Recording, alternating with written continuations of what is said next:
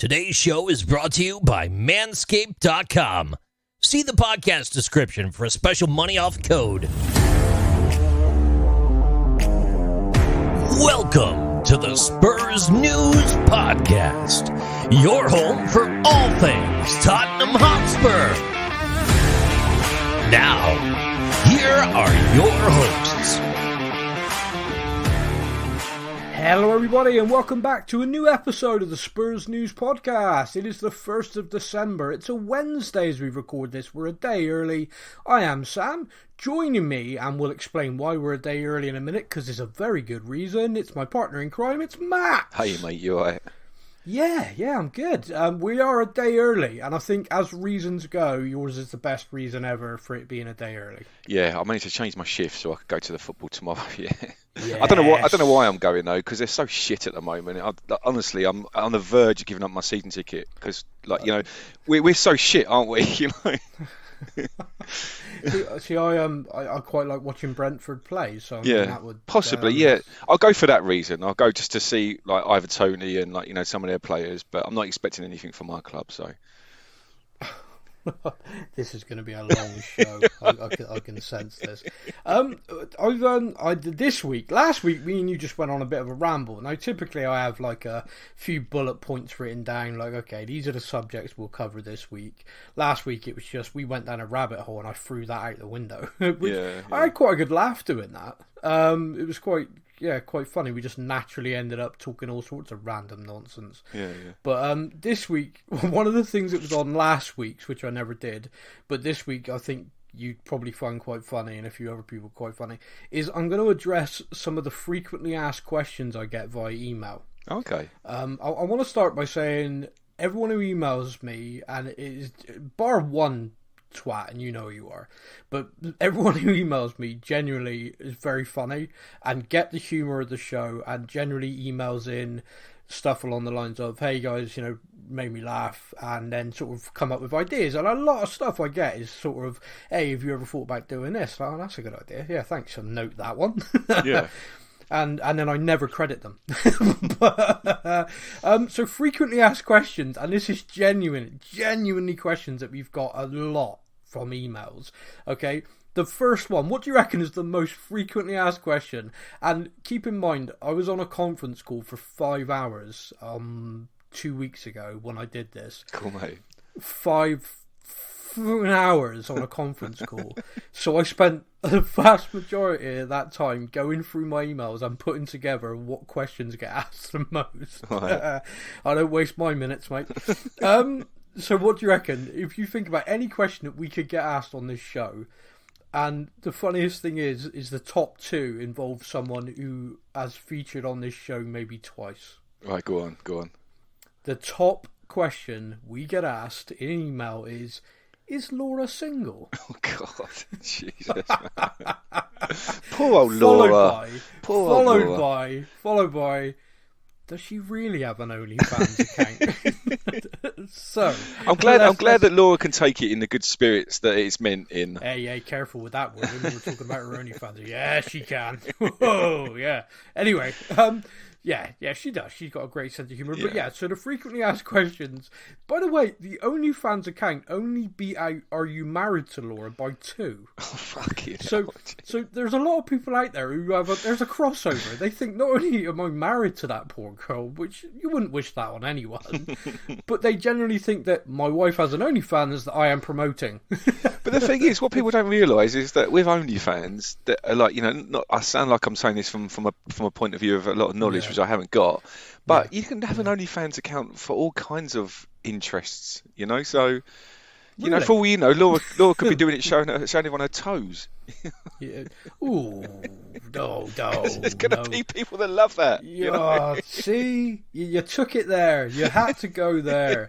See, I was thinking, well, you're right. She could have an OnlyFans account to distribute her art because she's a fantastic artist, and that's not me taking the piss. No, she is actually really good. Yeah. Yeah. So, so let's go through these FAQs now. The top two then. So, is Laura single? No, she's not. She's very, very happy with a guy. He's an Aston Villa fan though, so I don't know if it's going to last. Well, they're doing all right at the moment, aren't they? With Gerrard at the helm. If only we had a manager like Gerrard, you know, sickener, isn't it? You know, but they're lucky to have Gerrard, aren't they? So. Seriously, the whole show. Yes. All right. Okay, fine. All right. Okay, no, it's cool. All right, we're moving on. So yeah, Laura Single. No, she's not. No, she is very happy with a villain. Does she really have an OnlyFans? I'm not going to answer that. No, she doesn't. It is a running joke. She said I was 50 recently. She deserves it. Yeah, that was a bit harsh. So, to be honest with you, mate. Now the rest of these are in no particular order because I just kept writing them down when I spotted them and I saw I was asked multiple times. So, are me and Laura married? No. Is Laura my ex? Which I thought was also quite funny because of the amount of OnlyFans jokes I make, but no. Yeah, it's your sweet revenge. Ever since you got divorced, you're like, do you know what I'm going to do? I'm going to do a podcast and ridicule her at every opportunity. Yeah, but I like the idea that she's my ex and we run the Spurs page together. What? We couldn't separate it in the divorce. It's really awkward. You got. She got Instagram and I got Facebook.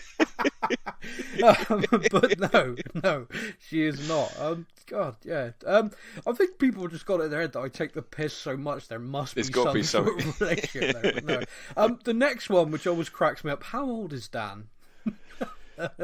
He's been on here, I don't know, a total of maybe 5 times, and every time he speaks, people are like, "Wow, you got like a work experience kid, like 12-year-old coming on." Dan, how old is he actually? He's in his 20s. Yeah, he's in his early 20s, isn't he? Always. I don't know actually. He's got to be pushing towards mid-20s. He's got to be. I think he hit puberty recently, so yeah. Are you actually going to meet up with him tomorrow? He's going to the game. I am going to meet up with him. Yeah, I'm really looking forward to it. Actually, great. Really looking forward to it. But you know what? I've met Dan before, and we mock him for his youthful sounding voice, but he's a buff fella. You know, he's a proper buff geezer. Jesus. You know, buff geezer. The guy's a walking brick shit. He really is. Genuinely, he's one of those people that because he is soft spoken, he's got that voice. I love that. It's like those Polynesian bouncers from New Zealand that are like 6'8" wide and 8 foot tall, and then you go up to him thinking, "Oh my god, this guy's going to be menacing as hell." And he's like, "Hey, how do, my friend? Welcome to the nightclub. Are you going to come in tonight? Not your lucky night, my friend. You're wearing trainers. Time to go home." There you go. And you're just like, I don't know whether to argue with you. You look like a mountain, but you speak like a beautiful poet. There you go. I don't get it. So if there's ever an opportunity for Dan, like, you know, if Dan wants to change his, because I know he's doing very, very well in his chosen career. He is, but if he decides one day, do you know what? Fuck this. I just want to do something completely and utterly different. Then this is a career path for him. Yeah, and I've just mapped out for him, so I should be on commission. The next question is Stefan really in the Amazon documentary? His voice is, and it's a really sore subject, so no, go away. And it's such a short sentence that I wouldn't even... No one even recognises it. To be honest, I'm not even sure it's him. So, do you record in a studio, is asked quite a lot. No, we don't. We record from different locations because we live different sides of the country. So, I record in the home base or spare room, as it's also known. Matt records in his home, and then we edit it together afterwards. It's very clever the way we do it. Technology. Yeah, so it's very clever the way we do it. It sounds like we're just in a... I mean, we're talking over each other now, but normally it sounds like we're just sitting in the sofa next to each other, doesn't it? You know? It does, yeah. Science, people. This is science. Science the crap out of it. The other question we get asked quite a lot is, how old are me and you? I'm 38. I turned 39 in January. Matt is 4. Do you know what? I'm getting to the point now in my life where I'm very much well and truly middle-aged. I mean, I don't think you can... Look, here we go. Look, so I was driving Seb to school this morning, and we was talking about obviously it's a subject that's in the news at the moment, COVID. So we was talking about the fact that they now want us to have our third jabs. And I said, to be honest with you, mate, I said, even if I didn't have my jabs, I said, and I caught COVID, I'd probably be all right. And he went, yeah, he said, you're not old, are you? So I'm like, right, so I'm just old then, right? That's who I am now. Man. I'm not in the old category. Keep digging the hole you're making here, you're not old. I'm not old. Yeah. It's honestly, it's set me up for the day, that is. That really has set me up for the day. You are not old. I think from kids his age, that's actually a pretty big compliment. I mean, my daughter's 13 and it's just straight up savage now. She saw me the other day, and I got a bit of a, because of Movember. I don't grow a moustache because basically I look like a sort of guy that should be on a list when I've got just a moustache. But so I grow my beard in for Movember. I always do it. And I look like the friggin' wild man of Borneo by the end of November. I'm the sort of hairy git that if he doesn't shave in the morning, by the evening he looks like Fester, cousin it. So she sees me and she just looks at me and she goes, "Oh dear, the amount of grey in that now is not good, is it?" I'm like, whoa, what? Nice to see you as well, you little yeah, so apparently the grey to black ratio in my beard is now shifting. Mate, that's not good. No, the ratio's only going to go one way, mate, I'm afraid. Yeah, with my daughter being a teenager, I think that's what did it. I was fine. She turned 13 and all of a sudden, they sprouted. Isn't that the truth? Yeah. So yeah, I mean, there's a couple more here. One is, and we kind of discussed it before, is like, why do you both support Tottenham? Go back to episode 1, we've discussed that. Episode 1, that's going back a long way, isn't it? That is going back a long way. We're on like 153 today, I think. And the other one we get asked quite a lot is, can I be on the show? And I've always said yeah. I'm like, yeah, sure. If you want to be, we'll do something. But no one ever replies. I know. They're all what's the saying? All so and so, not trousers. How's that go? Yeah, it's all talk, no like, trousers. Is that the saying? Yeah, it's kind of like, I think it's like, oh, that could be fun, or like people send the message in like in the moment, and then when I reply saying, yeah, all right, and they're like, oh, actually, I don't know, you're a pair of piss taking gits. I might give it a miss. Well, do you know what? I think, I mean, we've had, I know not obviously recently, but you go back and we have had guests, haven't we, from different podcasts beyond, and I like it. I like mixing it up a little bit, and you know what I'd love to get on, and I know you're kind of probably thinking it's more of a contentious way of doing things, but I think we need to get on an Arsenal fan. We really do, just for the sheer fun of it. Sorry, mate. The line sort of crackled there. The technology let us down. I feel it sounded like you said you want to get a gooner on. The show. We should do it. Just honestly, that would be a fantastic episode. I would love it. Absolutely love it. I mean, I have a friend, as you know, and me and her have a bet every year, and we basically destroy each other through basically forfeits. Who finishes higher in the league? I mean, she basically had like 20 years of giving me crap all through school, all through when I started my work life. I'd have to like wear an Arsenal shirt in on football shirt day and stuff like that, because I'd lose the frigging bet every year. But the last few years, sweet revenge. Including, by the way, me forcing her. She got married just after the football season ended, and obviously when a lady gets married, she wants to change her Facebook profile to her in her wedding dress because she looked beautiful. Well, the forfeit was she had to spend a month with it as her in her Tottenham shirt. Yeah, it's like, I just got married. I was like, I don't care. That's so mean, Sam. That is honestly, that's a reflection of you, mate. That it is, there's a dark side, people. Side. I'm not all sweetness and light. I got to admit there is a dark side. But yeah, so I mean, we could. I mean, I could ask. No, I don't know. She'd annoy me by saying things. But we're such a laughing stock at the moment. She could just spend the hour just laughing at us, couldn't she? Like, I mean, there you go. There you go. Mate, I don't know what it is, but it's like this week you're not as positive. No, I know. Do you know what it is? I think that I obviously get ridiculed for being positive. So let's just go with the flow. Like, you just look on the social media. We're appalling. We're shit.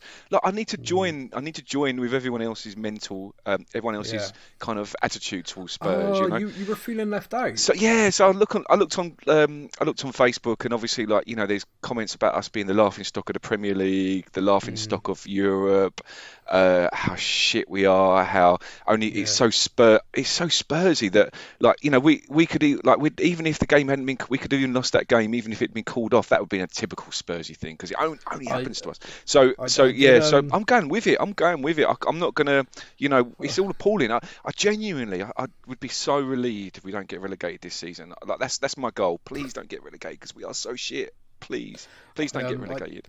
I did laugh that someone tweeted, "Oh my god! After what happened in Europe, all I wanted to do was see us bounce back, and now even the snow's beating us." There you That go. did make See, me laugh. there you go. See, that made me Spursy, laugh. so Spursy, isn't it? So You know, Spursy. so Beaten Spursy. by the weather. Yeah, there you go. only happens to us, doesn't it, mate? No, Only. yeah, no other football club No, have ever had a bad no, result no. in history. Only us. Speaking of nightmare results in Europe, obviously, let's just call it what it was. It was a terrible, dreadful. night. I'm glad I missed it, to be honest. I was just working. A terrible night. It just bad. And the funny thing is, or the thing that sort of makes me chuckle, it's not so much the react. I think an initial anger, shocked reaction is pretty acceptable in that circumstance. I think genuinely you're allowed that initial reaction for sure. What kind of shocked me in the kind of aftermath is the sheer amount of embarrassment. Should just delete the club. Should fold. This is the worst thing to happen in the history of football. And I'm kind of like looking at that. It's almost like everybody who supports Tottenham forgets the FA Cup exists. And forgets that every single season, some part-time team with an electrician up front and a plumber in goal who looks like he literally ate his way through an entire banquet before coming onto the pitch, beats a team of professionals, and it happens every year. Like every year, football was a mental game where it's 11v11, and just on one crazy ass night, it can go against you. Sure. If you're not mentally switched on, or the other team just are rammed full of adrenaline or horse tranquilizer. I don't know, but it just happens, and that's kind of why most of us like football, because it's mad. That shouldn't happen. They're like in rugby, like the other game that I love, it doesn't really happen. In rugby, over 80 minutes, the team that's professional will win just because of the fitness and physicality. But in football, like I said, on any given day, a Sparky up front will score and become a local newspaper legend for a week. Do you know what I mean? That's what football is. And on Thursday night in Europe, we fell victim to that sort of thing. Do we need to address us in Europe? I think so. I think there's some serious stuff needs to be addressed about us in Europe. And one of the things, I saw someone tweet this, and I don't think, like when you see someone tweet something or say something, you're like, wow, yeah, that's basically my faults have been articulated really well by somebody else. Yeah, someone's cleverer than me. Yeah, I wasn't going to say that, but yeah, fine, someone is, they're smart, I'm less smart. But yeah, what the tweet said was, we appear to have a group of players here who believe that the Europa Conference League is beneath them and they are too good to be in it. However, rather than winning the competition to prove they're too good to be in it, they just don't bother. Mm-hmm. Yeah. And I was like, yes, that is exactly what is on my mind, but I was failing to articulate. There are different types of people and different types of mentality.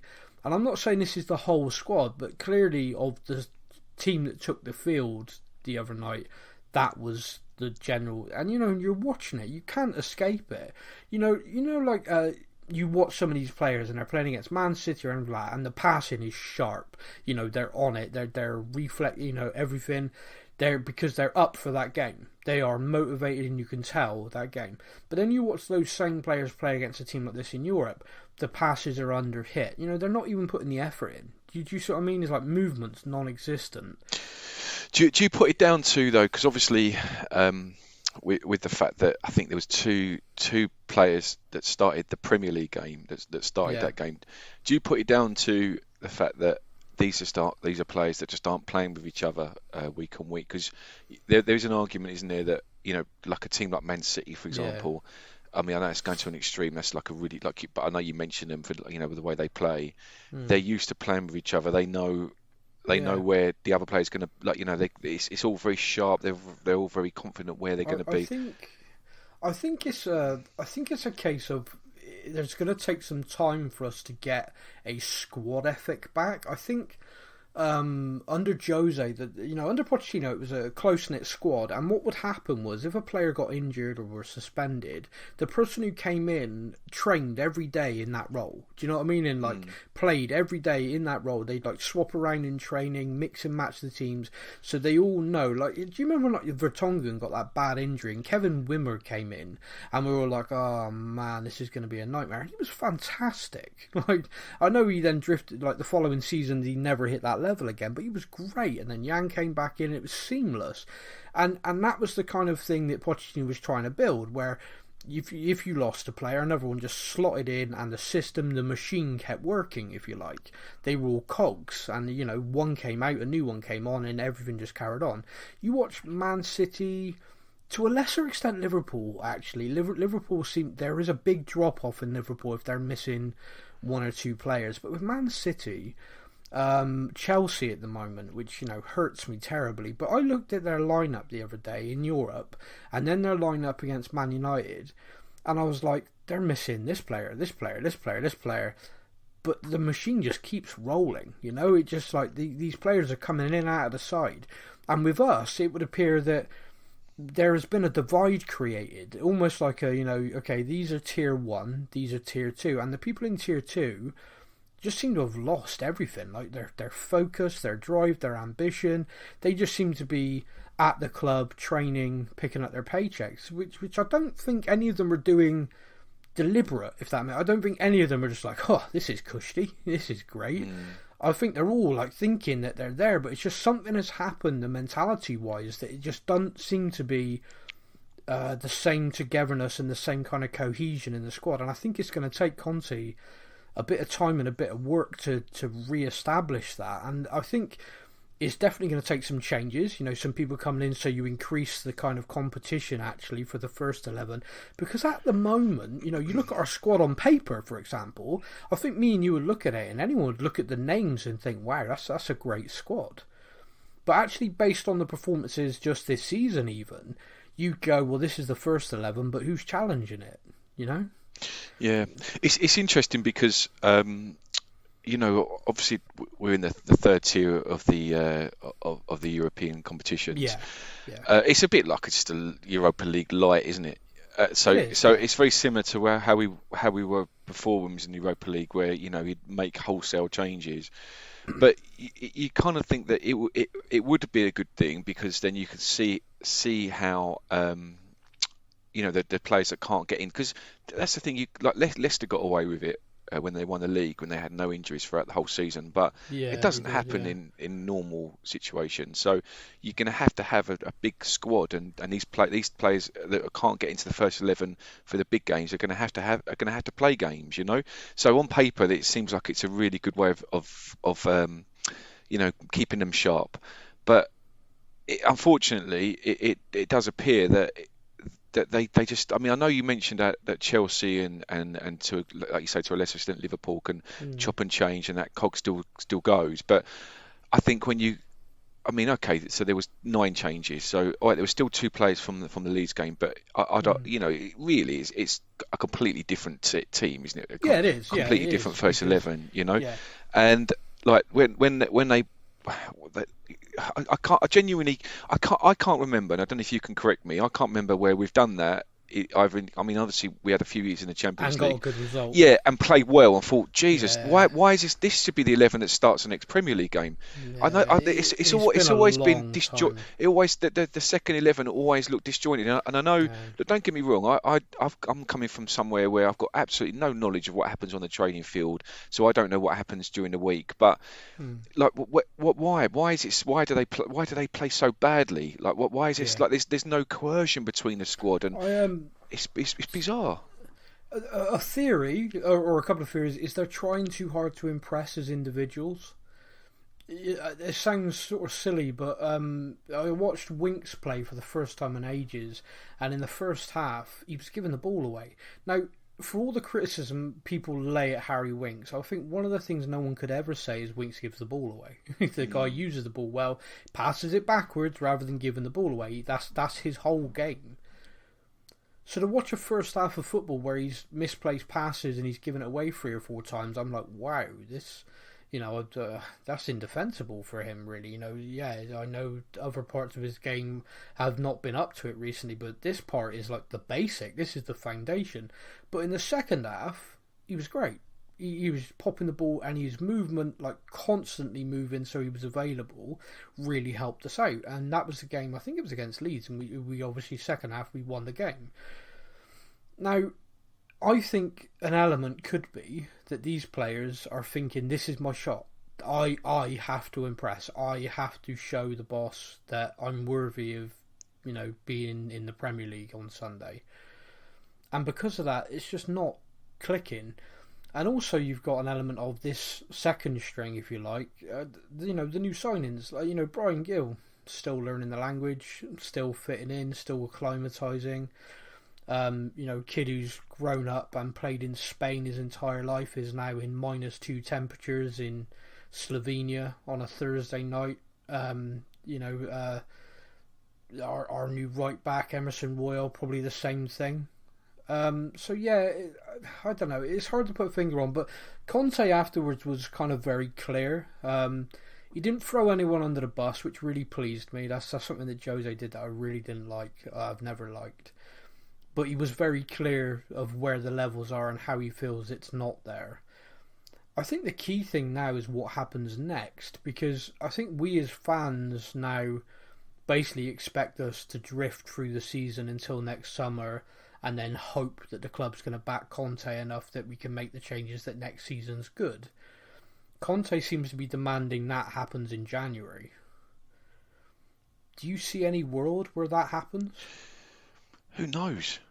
Who knows? Yeah, and that's the thing. It is a real unknown, because if you listen to the way Daniel Levy spoke in that statement around the financial impact, you'd think, okay, well, that sounds like they are now saying it's time for us to focus purely on the development of the squad and the players and doing something.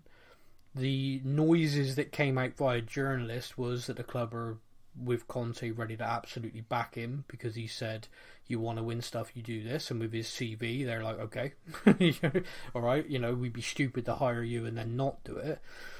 But it's kind of like that experience thing, and it's kind of like, head in your heart. Your head's like telling you all this stuff. Your heart's saying, yeah, you've got Conte is going to do this, and then your head goes, but remember, 20 years of ENIC, they don't do that, especially in January. So, I don't know. It's weird.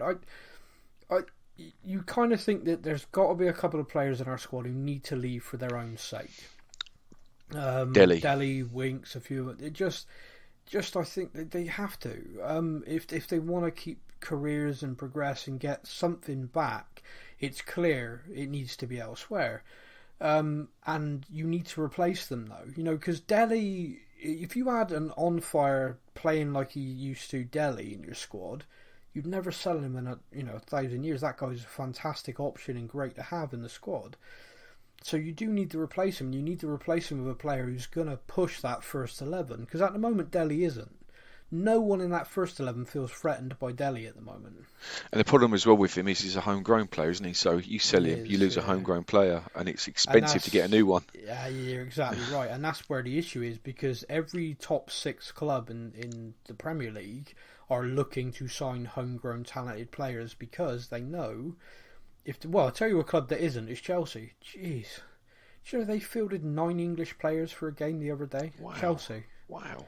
Remember, they were the original Foreign Legion. Remember, they were the first English Premier League team from memory to field the whole 11 without an English player. Then they had Terry, and that was it. They had an English player all the time, but that was it. And then Lampard, and that was it. And now they fielded 9 in a game. Yeah. Which, it aggravates me because it's Chelsea, and I'll tell you what more aggravates me about it. They got punished with a transfer ban, and it's ended up being the best thing that's ever happened to that club. Yeah, completely. You alluded to that though, Sam. I remember you saying that was going to use. But you look at, you look at the last England game, and normally, under Venables and.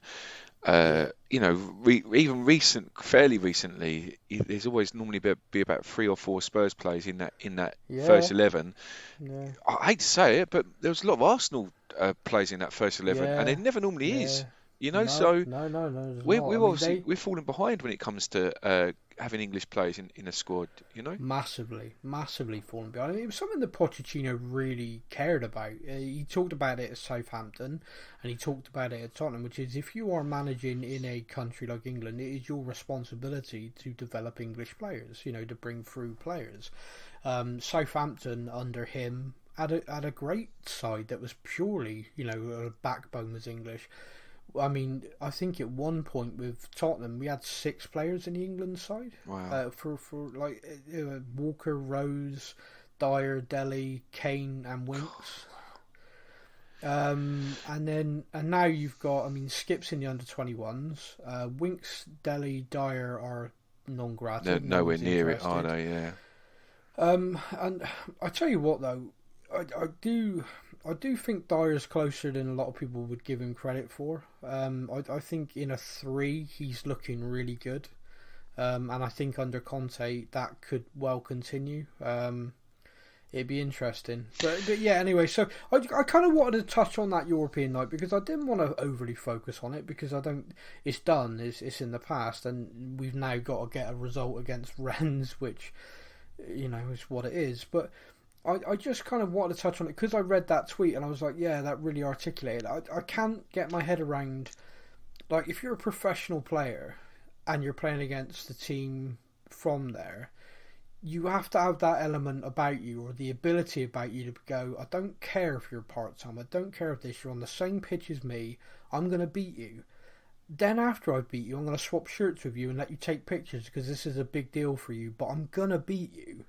Do you see what I mean? And it's like they don't have that. It's like they kind of walked onto the pitch and were like, huh, got this, boys. This will be easy. Yeah, the arrogance. Did you, obviously, because I missed the game, did you think that Sessegnon's red card was fair? I mean, I'm only asking because I didn't see it, but yeah, it was, two yellows, both yellow cards. The one thing I would say, though, and I wonder if anyone else picked up on it, because I didn't see a lot of discussion on it, the referee was handing cards out like it was Christmas. Really? Genuinely he was, yeah.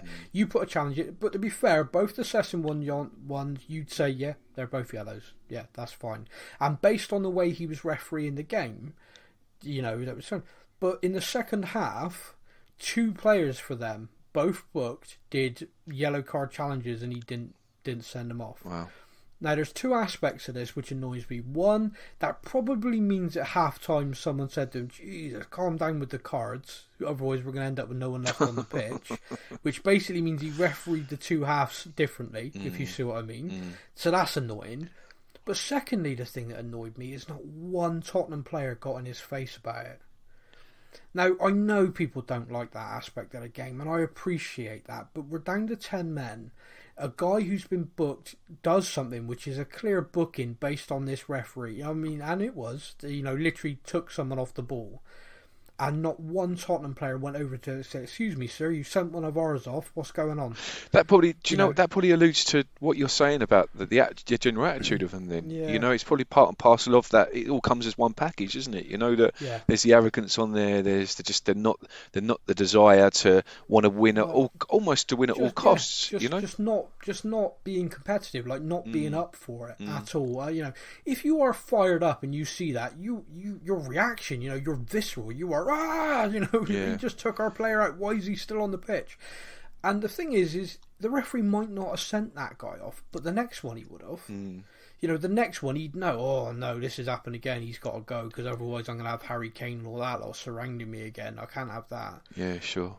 But they didn't. They did nothing. And like I said, I know there's an aspect of the game that not a lot of people like, and I appreciate that. And when I see players swearing like lunatics at a referee, I don't like that. I don't like it, and that's why I said it in the way I said it. You don't need to do it. You just walk up and go, ref, what's going on? You know, you sent one of ours off. This guy's on a booking, and come on, first half, that's a red card. What's going on? See, referee's probably going to say, no, go away, but it is going to get in his head. See, that's the thing. I mean, you come, as you've told us quite a few times on the podcast, you come from a rugby background and you played football, and you've got that competitiveness about you. Even if you're not playing rugby now, you've got that understanding of the competitiveness you need to want to succeed, and you almost feel like, as professional football players, that should be a given, really, shouldn't it? Yeah, it is, and it is a strange thing because I think the other thing that you see a lot in fans and frustration, I think, is a lot of people would love to have that life. Do you know what I mean? You sort of look at it and you go, I love football. I was never good enough to get to the level you're at, but I would trade, you know, the job I'm doing now for your job. You know, I would love to wake up every day and go to Hotspur Way, eat breakfast with a team, you know, like fellow athletes, go and be coached by one of the best coaches in the world, in the best training facilities in the world, to work. And that's my work. My job is to go and play football and to train to be better at football. Yeah. So for a lot of fans, it's like, what are you doing with this? You know, this, you like, and don't get me wrong, I think a lot of players sometimes can get to a point where almost they forget, you know, not in a deliberate, not in an arrogant way, but just their whole lives, they've come through an academy, they've made it, they've not actually experienced that away from the game. It's why I think sometimes you see these players who sort of, you know, explode, like, a bit like Jamie Vardy to a certain extent. Jamie Vardy was a guy I don't really like as a person, but as a player, you can tell every time he scores a goal, he appreciates that moment. You know, every time he walks onto the pitch, he appreciates that moment because he literally was playing in non-league and fully thinking, I'm never going to make it. I need to start looking at apprenticeships. Yeah, you know, sure. And so now he's, you know, he'll go down as one of the top Premier League goal scorers forever. You know, he was a striker, and you know he's probably got a year, maybe 2 years left of playing. I mean, his pace is going, but he's still a predator. He's got a Premier League title, and he's got an FA Cup. You know, he's got the trophies too. Exactly. So it just. Yeah, like I said, I can't get my head around it. And that's the thing I think that sent fans over the top, because if you go like away in Europe and you play well and you really put an effort in but you lose the game, I don't think a travelling fan comes away from that thinking, oh, of course, you know, you lose, you're a bit grumpy, but you're kind of like, they did everything. You know, sometimes you win, sometimes you lose, but, you know, I had a great trip, you know, this was good, and you sort of come away with the memory of the trip more than the game. I feel all sorts of terrible for the limited amount of fans that made their way to Slovenia in those temperatures to watch that, because they probably could have gone to their local park and watched a better game of football or more effort from guys in their 50s who are like a local club's third senior team who were drinking a pint, you know, on the halfway line before taking a free kick. And I say that. I don't mean this, you know, it's not being attacking, but that's just the reality of how poor the effort was. Do you know, I played a rugby match once on Boxing Day to lighten the mood, right? And the fly half for this team, it was a charity game, right? So the local rugby club, one of the sort of local legends, if you like, had passed away. So they invited players who lived locally but played for bigger teams. So this is like a local village team, and they put together a team. Now, my older brother used to play for the local village team, but had gone on to a bigger club. And he's about 5-6 years older than me. And I'm 18 at the time, and I was sort of pretty much semi-professional for rugby at this point. And the guy from the village rugby team rang me and said, "Oh, is there any chance you'd play for us?" And I was like, "Oh, guys, you know, I'm trying my best, like, to be polite, but basically no." And he goes, "You'll be playing against your brother," and I'm like, "I'm there." I am absolutely no problem at all. Just tell me where I pick my shirt up, and I'm there. But my overriding memory of that day, other than one of the people on my brother's team giving him the ball as an absolute hospital pass so I could murder him deliberately, was that the fly half for the local village team walked out of the bar, right, stumbled in his full rugby kit, stumbled across with the ball in his hands, threw up on the halfway line, took a deep breath, stomped the vomit into the mud, turned around to everyone and went, "We ready?" Oh my god! No, this is the funny thing. Like, for me, I'd not played for this club or anything like that. I'd gone on. Like, for me, I was fast tracked through these teams and everything. Obviously, I was aware of the rugby traditions locally, but I'm just stood there like, oh my god, what have I done? What am I doing? What am I doing here? But yeah, anyway, it was fun. Stupid story. Mate, we talked about frequently asked questions as we started this thing. It is time now for us to head over to fellow Tottenham fan questions from our social media. Now it's time for your comments from our social media.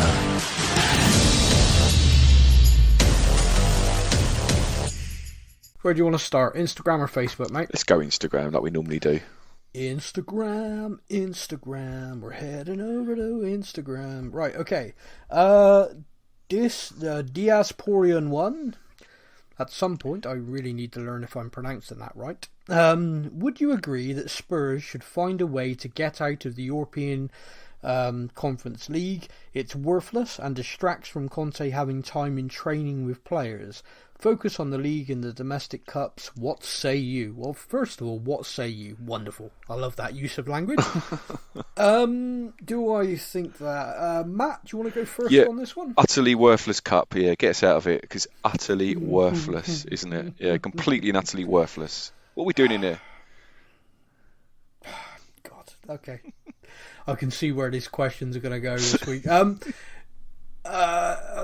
in two minds on this, and the idea that Conte would have more time with the players is a sensible thing. Having that in our mind, yeah, okay, I can completely understand that. That's kind of a logical thing that he definitely needs. You can see that he is definitely improving us already, but there's work to do, so you can see that, and yeah, I get it.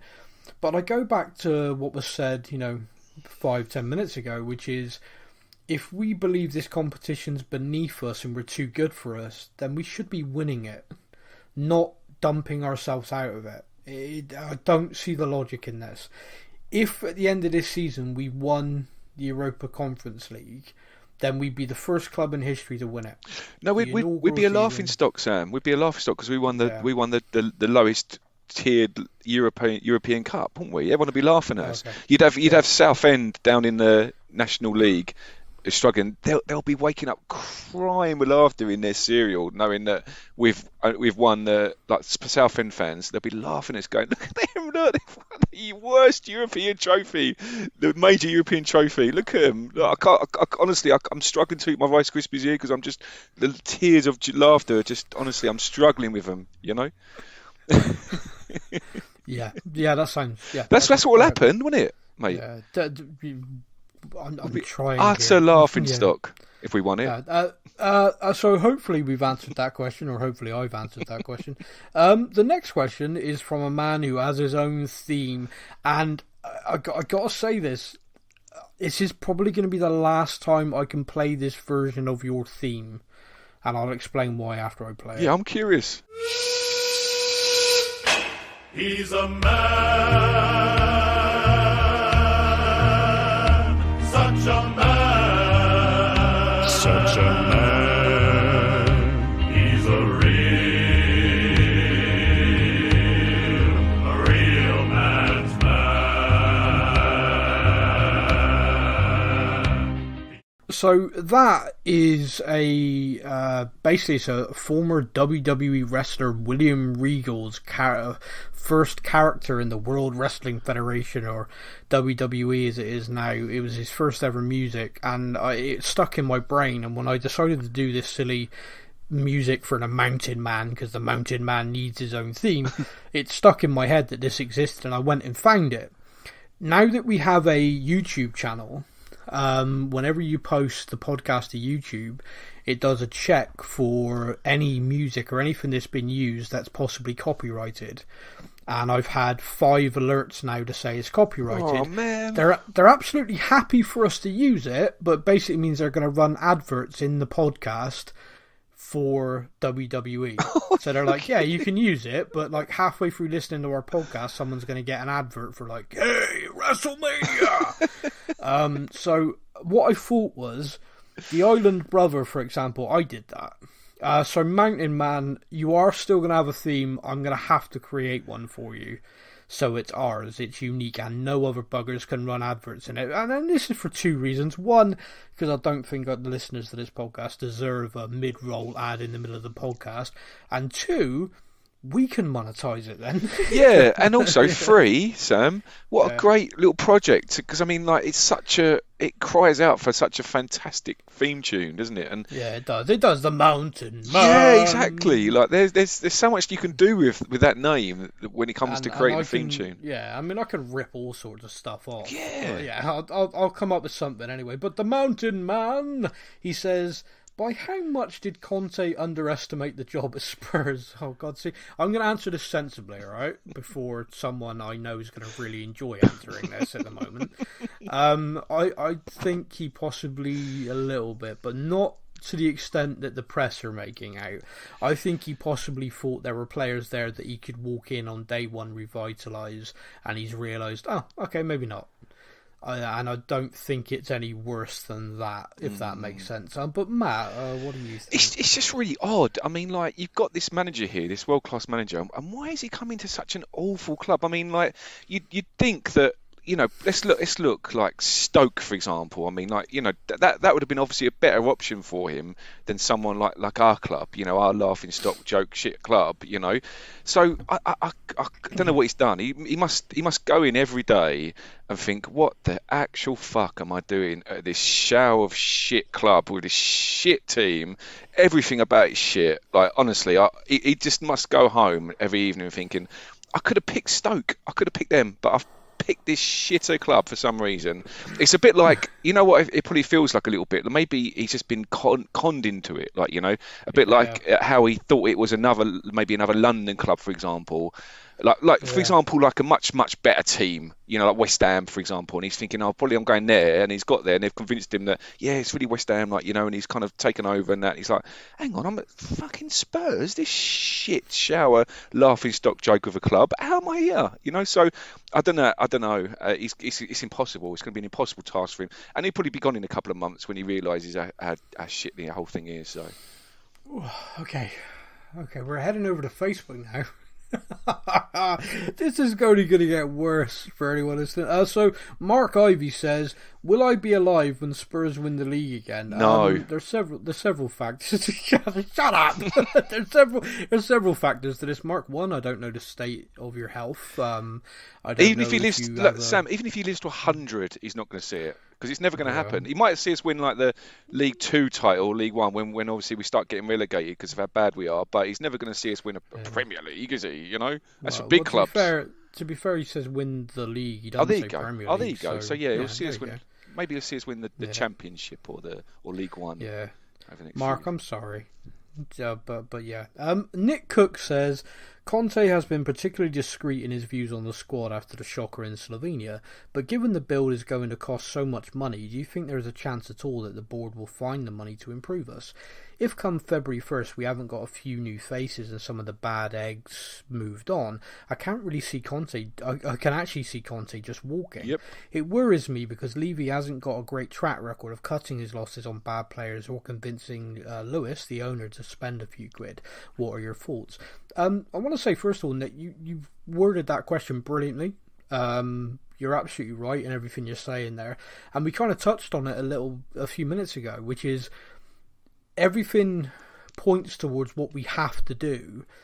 And it's logical and it all makes sense. And January needs to happen in addition to next summer. But with our track record, it just doesn't feel like it'll happen. I'd like to think that we're turning a corner and things will change, because I think as a club we can make a real statement, not only to the fans and to everyone else, but to the existing squad, if in January we started doing business and serious business. It remains to be seen, Nick, but you're right, February 1st, when that comes around, we'll all know. We'll all know where we really are, including Conte. And let's hope that we're in a better position than we are now.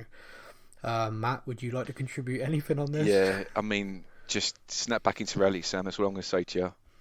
Yeah, okay. The next question is Dan Beecroft, who says, and this is Dan, the dirty old man who works on Spurs News, by the way.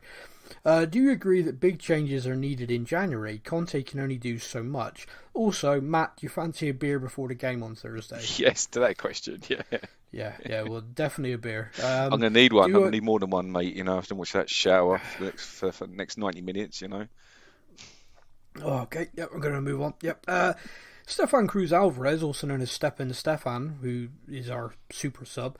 By this point in the podcast, we have probably already heard Matt say Conte hype trained, trust Conte, Victor Moses and Kane will score a hatful. Hey, this could be a fun drinking game. But what I really want to know is, you can sign one player in January, who is it? Be realistic. Now, weirdly, we've not heard any of those up to this point, and perhaps I've just stumbled on the reason why. If you could sign one player in January, Matt, and I think I know where this is going to go. I don't know, man. Are we who can we attract? I mean, Deeney. I mean, is he still playing? Need another striker, don't we? Maybe. You know. Do you remember we were genuinely linked with him? Anyway. He also adds, I love the dynamic between you and Sam. You bring the positive to Sam's grumpy bastard. Oi, I'm not a grumpy bastard. Cheeky shit. I don't think I'm grumpy. I mean, it's your tone, isn't it? It's your Bristolian tone, Sam. I sound like a grumpy bastard. Yeah, exactly. But you're not. Yeah. I'm fucking delightful. Anyway, Ryan Miller says, so based on the performance in Europe, does Matt still think we should keep the players we have and improve them? ? I still think there's 4 or 5 players that we need to move on. Hopefully we do some good business in January. Ryan, you're going to get an answer to this question from Matt. I want you to just hold on. Matt. Yeah, I mean the whole squad, mate. The whole squad's terrible, and yeah, more than 4 or 5. Yeah, get rid of the whole lot. None of them are worth it. Yep. None of them are. Yep. Not one of them deserves their pay packet every week. Yep, got you. Yep, okay. Tom Agarescu says, after seeing the couple that travelled 31 hours from Dallas to not watch Tottenham play Burnley, how far would you be willing to travel? Oh, no. How far would you be willing to travel to watch this current Tottenham side? Matt, I mean, even if I wouldn't even step out my front door and walk into the stadium. That's how less I'd like to travel to see him. even if that stadium was my next door neighbour, Sam. Honestly, sod that. Fuck that, man. I hear you, mate. Yeah, totally. Tom, for me, at the moment, no. But that's less to do with how poor we are, and more to do with I've had COVID a few times, and I don't want it again. And I'm just gonna try and stay in my little bubble for a while and let the world happen. It's a bit of a petri dish, Sam, to be honest with you. I've decided, the mask mandate's back, which I'm pleased about. I always felt that it was a bit mad to abolish it whilst it was still going on, but it's what it is. But I went to Tesco the other day, and genuinely walking in there, I kind of looked around and went, you know what, I think I need a hazmat suit. This is not one mask territory, but that could just be the local people that I live by. One of the things, Stefan's pointed this out, one of the things that was quite funny is that couple that travelled from Dallas, Harry Kane spotted the tweet, or his PR team did, and said, hey, be my guest at the Brentford game if you're still in the country, as kind of like a gesture on my part. And the guy replied, thank you very much, that's really kind, love to take you up on this. But then, of course, being Twitter, people then went and found all of the tweets from this particular guy slamming Harry Kane's performances so far this season, and tagging Kane in every single one of them. So that could be a fun chat if they meet up. Yeah, do you know what though? When I was looking at that, my thought process was that obviously his PR team have seen that, like you said. I mean, he doesn't run, his social media's all controlled, obviously. I'd like to think not, actually. The guy's busy, he's got kids. Yeah, exactly, he's got a lot going on. But that, by doing that, it hits him showing that he's the bigger man, and ignoring the abuse he gets. Because I'd love to be like him. I'd love to be able to look at something someone puts on social media about me and think I'm going to be the bigger man and ignore it. I'd love to have that about me, but unfortunately I struggle with that for some reason. So I, as much as I try, whereas Harry Kane, I'm sensing a theme. Harry Kane can do the opposite of me and go, do you know what, this guy's taking the piss out of me, he's ridiculed me, but look, I'm going to be the bigger man here, look, and show him that come let me show you around, let me be my guest for the day, and look who's the bigger man out of it, Yeah, be careful with this, because all I'm hearing is you inviting Stefan to the James Campbell says, do you think Ndombele has been ruined by the money? Maybe he's lost his motivation to play because he's already won what he was always after. I'll take this one first before Matt dives in because Matt's just lining this one up. James, it's actually a really good question because you do see that sometimes with players that sort of arrive at a club. I think a great example could be Eden Hazard at Real Madrid. That guy was lean, motivated at Chelsea, and in the Premier League is a far more physical league, and the guy was getting kicked and getting up, and you could tell. And his goal in life, he always wanted to play for Real Madrid, and let's face it, he looks a shat. He doesn't look like he's anywhere near as fit. He looks like he got there and retired. Do you know what I mean? It's like, yep, I'm done. I've served my time. I've played good football. I've been brilliant. And now I'm earning serious money living in Madrid. Ndombele went from lower league France earning a couple of £1,000 a week to Lyon earning about £20,000 a week to Tottenham earning £200,000 a week. Has that done it? Possibly. From day one, he's not trained to the level that people expected him to at the club, and I think you got to get to a point with him. So for me, for example, I've kept looking at him going, there's such talent there. If you can motivate him right, clearly he's one of the best central midfielders there is. But when you look at the fact that Pochettino wasn't able to do it, albeit a very short time, Jose Mourinho wasn't able, despite during a national lockdown going running with him. And that was crazy. That was so bad. Just so bad. Nuno wasn't, but you could possibly write that off as Nuno wasn't able to motivate anybody. But now Conte's come in, and Conte's taken one look at him and gone, nope. And this is a manager who wanted to sign him. So this is a guy who's come in his mind thinking, this guy's going to be good, and has watched him in training or whatever and gone, nope. And that's the reality. So there's something there. Someone mentioned it a little bit earlier on. We don't have a good record of cutting our losses, and on this one, I think I've reached the point where he has to go and has to be January. Even if you do a deal with a club where he leaves to go on loan, he needs to find football again. He needs to get back to playing so he can earn a permanent move away from us, because no one's going to buy him right now. Right. He's on $200,000 a week, and the thing is he's not motivated to leave unless he's going to earn that money, because right now he's earning $200,000 a week and lounging around. So yeah, it's frustrating, James. I think as a club as well, it hurts us as a club, because I think Daniel Levy looks at it and goes, I spent a lot of money on this guy. I've paid him a lot of money and it's not worked out. And I think Daniel Levy then gets it in his brain of, well, why do I want to spend that again on anyone else? It didn't work. It's like, just because the scouting got it wrong. And it's part of it. But Matt, sorry, yes, it's your turn. No, I was going to say, I can imagine with Levy as well, part of it must be that it will kill him to know that he's paid all out and he's paying $200,000 a week, and it's almost like he can't. It would be just, I can't bring myself to cut my losses. Do you know what I mean? Know him.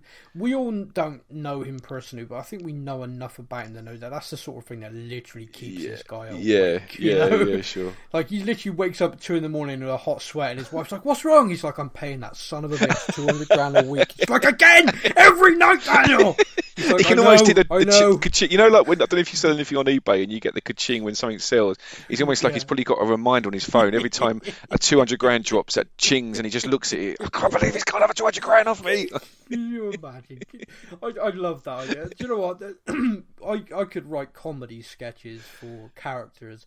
Anyone listening to this, right, genuinely, if you know how to do animation, let me know, because I think our YouTube channel could have an animated series, and I could write comedy sketches, and one of them's going to be Daniel Levy's bedroom talk. And it ain't filthy, it's just literally him waking up at different hours of the night and his poor wife having to go mental at him. I don't care that he's not scored. Or like last season, I don't care how much Harry Kane's goal bonus is. Surely it's a good thing he's scoring all these goals. Couldn't he just miss one penalty? No, Daniel, that's not the idea. Yeah. Anyone out there? I think this is money, people. I think this is money. Let me know. But would you like to answer James's question, or do you feel you're happy to move on? I'm like, I'm sick of Ndombele. I mean, the guy's got all the skill in the world, and I watch him live, and my eyes are just like wide open. Like, I can't believe that guy just did that. But he's just lets himself down with such a terrible, lazy attitude. And I've said this 1,000 times, but the silly things like he'll get a nick on the back of his ankle. Just get on with it, mate. Stop spending the next 10 minutes acting like you've just been shot. Get on with it, this attitude is terrible. It's a terrible attitude, and no amount of skill is going to compensate your shit attitude. One of my mates has got two boys that are 10 and 8, and they both started playing football. Like club football. And he said he hadn't watched kids play football or anything like that since he was a kid playing football. And he remembers it all being like quite, strong challenges, a bit like Sunday League sort of stuff. And he's gone to watch his two boys. He said he felt embarrassed. He's watching kids aged 8 years old dropping when someone breathes on them, like to try and get their other back, and others surrounding the ref waving imaginary cards. Oh God, yeah. And the thing is, like, there's this thing about women in sport, and it's a saying of like, if she can see it, she can do it. And it's all about how young girls now are getting to see women play professional football, all these different sports. It's a great thing. But I always have that in my mind when I think about things like this. If they can see it, they can do it. Because when you see professionals on, kids are like, that's what we do. That's how you play. This is how we do it.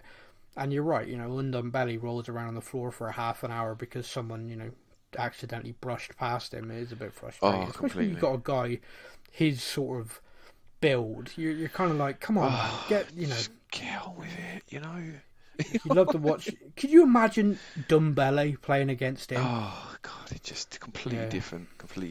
I miss him. Yeah. Anyway, the final question's from Tom Perks. I hope it's perky, Tom, because this has gone off a cliff. Based on actually, Matt, I need you to be sensible on this because I hate the bloke at the moment. And I need you to be sensible. Okay. Based on the fact that Harry Kane was top goal scorer and assister in the Premier League last year, should he not have been higher than 23rd in the Ballon d'Or? How's Messi won it? Okay, I'm going to be as sensible as I possibly can on this as well. I have an issue with Harry Kane at the moment. Let's not go there again. But last season, he scored the most goals and, as a striker, got the most assists in arguably the toughest league in the world. In doing that, he was ranked 23rd by the Ballon d'Or committee, if you like, for players. If you look at the players who finished above him, it is a freaking joke. There's one player, Sam, that I cannot believe finished 4 places above him. Go on. Mason Mount. What planet is Mason Mount 4 places above him? So it takes us back to this debate, okay? And this is something. The Ballon d'Or is awarded to a player, an individual, who is rated as having a phenomenal season and being the best player in the world for that season. Yeah, that is the definition of it. I don't think it says anywhere on the Ballon d'Or, in a little asterisk, must play for a team that won something. Because there are two different things going on in the world, and I say this all the time, and I never understand it. I can't get my brain around it. Is a player and his ability being judged on that, and then there's a team and the team being judged on that. So Mason Mount finished higher than Harry Kane because Chelsea won the Champions League. That's the only reason. And he don't get me wrong, very good season, did very well, contributed a lot to that. But if you compared Mason Mount to Harry Kane in the Premier League, Harry Kane got more assists, Harry Kane got more goals. What else does he need to do? What additional thing do you want to see from Harry Kane in one of the toughest leagues in the world? I mean, Robert Lewandowski, again, I mean, that guy scored, and phenomenal. And you think he finished 3rd or 2nd? To Messi, and Messi probably had one of it, statistically, his worst season. And yet he won. I don't get it. I don't get it at all. And I'll say it again, and I know I've said it before, but if anyone's listening now who hasn't listened before, this is where I go to when there is this debate. Wes Brown. Wes Brown is a central defender who played as a squad player, basically, from Manchester United. He played a lot of games. He came in and covered right back, played central defence. And he played for Man United at a time that really Ferdinand and Vidic and others were ahead of him. And Ferdinand and Vidic go down as probably a couple of the best defenders in Premier League history. And rightly so. Very good defenders on their day. But you're trying to tell me that based on the fact that Wes Brown won the Champions League twice, the Premier League 4 times, the FA Cup 3 times, the League Cup twice, plus a few charity shields, he's one of the best defenders in history? Yeah, it doesn't. It's a nonsense. Yeah, completely. Yeah. It's an absolute nonsense. Ledley King, far better defender than him, head to head, much better defender. I could rattle off a list of defenders who are better than him, Vertonghen, Alderweireld, just at Tottenham, at other clubs as well. You could go through. But because he was part of a team that was ridiculously successful, by the rationale that people are giving me of why Harry Kane isn't higher in the Ballon d'Or, then, well, in that case, Wes Brown. Why didn't Wes Brown win the Ballon d'Or? Exactly, yeah, with that logic, Look at his yeah. CV. Look at that. Look at that CV. That guy has basically got a trophy room gleaming of all his accomplishments. He should have the same amount as Messi, shouldn't he? The same amount of Ballon d'Ors as Messi. But it's ridiculous, and that's when people argue that with me, and they say that's where my mind goes, which is we're talking about an individual award in a team sport. You can, like, when a team gets relegated, you can look at that team that's been relegated and go, well, I'd sign that player because with better players around him, you can tell that player will be something special. And there are other people who look and go, oh my God, why would you sign a player from a relegated team? It's like, well, because he's good. The team were poor. He's good. Yeah, sure. It's like, well, all right, if you don't rate Tottenham and you don't rate what Tottenham have done over the season, that's fine. You've got to look at Harry Kane, who got to the European Championship final as captain of England as well. And that's the thing, it's the Ballon d'Or, isn't it? It's an individual award. It isn't a club award, mate. is it? No, you know? It is an individual award. It is awarded to a player, an individual, on their performances. So to say the top goal scorer, top assister in the Premier League is rated as higher as some random defender in Italy, it's bullshit. Yeah, it is bullshit. And yeah. regardless of how I feel about Kane at the moment, I looked at that in absolute shock when I saw that the other day. I genuinely was expecting him to be in the top 5. Genuinely, I thought 5th, maybe even 4th. I thought he'd be there. I mean, it's always a Messi Ronaldo show. I think the sponsors demand one of them has it. Whatever. Yeah, but I was expecting him to be top 5, and when I saw 23, I was like, oh no, this is horseshit. But anyway, so yeah, that is all the questions. Thank you very much for everybody who contributed via Facebook and Instagram. We always appreciate it. I know Matt had a lot of fun with it this week. Do you know what, Sam? Before you close off as well, would you mind indulging me with the article that I found? Just something I'd like to read out on the podcast, because I think it's quite prevalent at the moment. If you don't mind, it only take a couple of minutes. By all means. So I found this article, and it's about negativity with football fans, and it kind of goes to prove that it isn't just Spurs. I think probably you look at every page with every club, and you're going to find an overwhelming sense of negativity amongst the group. So I thought I'd have a look at it. I found this article. So Here's how it goes, okay? So, since the dawn of time, evolution has helped mankind develop techniques, habits, and systems to maintain the survival of life. Scientific study has highlighted that one of those techniques was put in place to act like an early warning system. In order to make the avoidance of danger more likely, the brain has learned to be more susceptible to negativity than it is to positivity. Substantially more electrical activity shows that we are more affected by a bad experience than we are from a good one. When man first walked the earth, the clever tactic was a necessity for survival. To be more empathic to danger meant you stood a greater chance of avoiding it. However, this Stone Age vulnerability alarm has been carried over into modern life, and the brain still implements this to everything we do, from our working life and personal relationships to leisure activities such as watching sports. Modern society now looks for negativity more than we really need to, and from that early pre-programmed bias, we add more weight to that negativity. Researchers suggested that a ratio of around 5-1 in favour of positive experiences leads to a better outlook, so a run of bad results for a football team can certainly impact on how a supporter will judge future events. More negativity, even lots of seemingly little ones, will ensure that future positives, large or small, are minimalised and that a less favourable mindset will remain. An occasional bit of good news, even a substantial one like a win over the best team in the country when your team is not playing well themselves, will not halt a predetermined negative bias. A long run of positivity or a good stretch of wins for your football team will tilt the balance back towards a more favourable outlook for the club's followers. In turn, this restores belief to the fans and they begin to become more positive and, importantly, more supportive of the players and manager. But at this point, the team do not need that support half as much as they did. The support was needed more when the players were down on their luck and the fans were too busy with negativity bias. And that's my take on it. And you said about that, you saw that tweet about that guy that kind of said what you wanted to say in a way that you wanted to say. Yeah. That's me summed up. Okay, man. Oh, thank you very much. That was Matt's TED Talk. He'll be back next week. But yeah, thanks, man. Tottenham have now got games. We got 3 home games on the bounce, and I personally think that we could really kickstart our season with 3 home wins here. Brentford, Norwich, and then Rennes in the Conference League. We win these 3 games. I think confidence, I think busy and positivity would return to the club in all aspects and would give everyone a massive lift.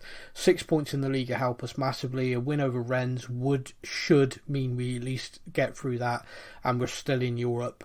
I know a lot of people have mixed views on that. I personally think a club with us, we need to be playing European football.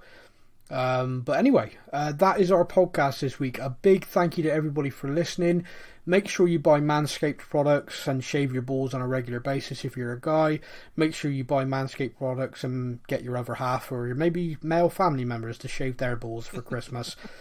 Big thank you to everybody for listening. We'll be back next week. Take care, mate. It's holiday season, and that means there are stockings to be stuffed and elves to be cuffed. Well, today's sponsor, Manscaped.com, has gone global with the tools that guarantee you will score under the tree and the mistletoe. Manscaped is the leader in men's below-the-waist grooming, and they have served more than 4 million men worldwide. And if my math's correct, that's almost exactly 8 million balls. Get 20% off with free shipping at manscaped.com with code SNPOD.